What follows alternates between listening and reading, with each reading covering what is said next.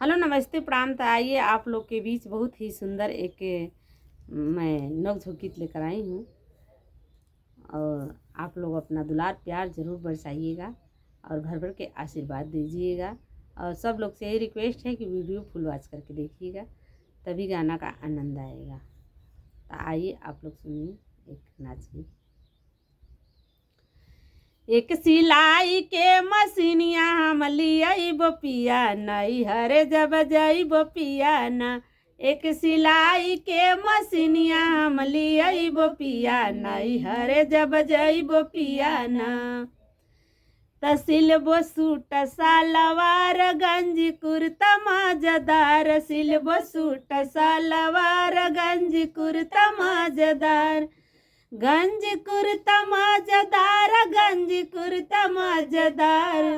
एक करे समीर मलिया हम बनइबो पिया नैहर जब जइबो पिया ना। एक करे समीर मलिया हम बनइबो पिया नैहर जब जइबो पिया ना।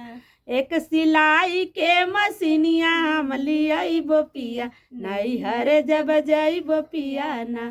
एक सिलाई के मशीनिया हम लियाइबो पिया नैहर जब जइबो पिया ना।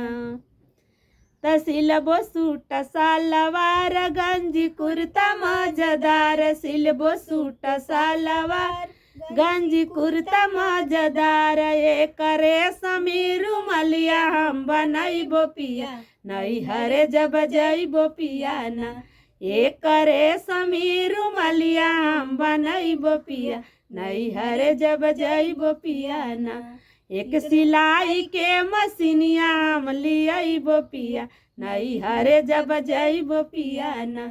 एक सिलाई के मशीनिया हम लियाइबो पिया नैहर जब जइबो पिया ना।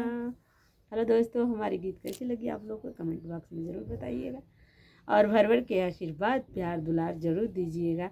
और सब लोग से ही रिक्वेस्ट है कि वीडियो फुल वॉच करके देखिएगा, तभी गाना का आनंद आएगा। ऐसे नहीं आएगा, थोड़ा सा देख लूँगी तो उससे कुछ नहीं होगा।